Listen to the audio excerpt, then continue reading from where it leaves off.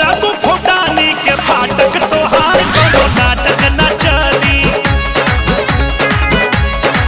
हाँ बंद करा तू फुटानी के फाटक तोहार कोनो नाटक न चली।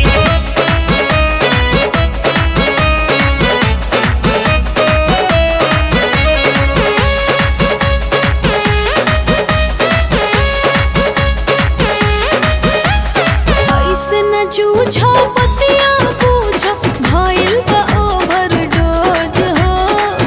आवा हमरा सोच हो करे के बा कुछ खोज हो।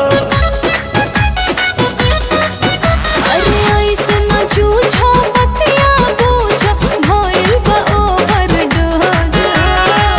आवा हमरा सोच हो मिलके कइल जाओ मौज हो। चाहत के आज नहीं जाली ना चुप रहबू बंद करा फुटानी के फाटक तोहार कोनो नाटक न चली।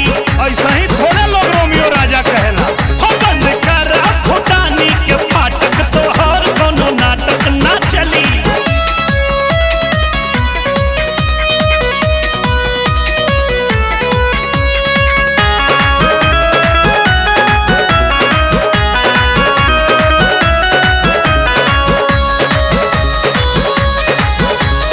भइल तू पागल लागे लागल मन को आज मुआ के। भागेलू तू काहे दूरा के राख होठ से होठ छुआ के।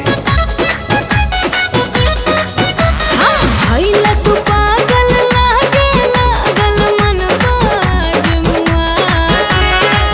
भागेलू तू काहे दूरा के राख होठ से होठ छुआ के। दूर चाहे लगा चुकाली ढेर छो ना तारू बंद करा फुटानी के फाटक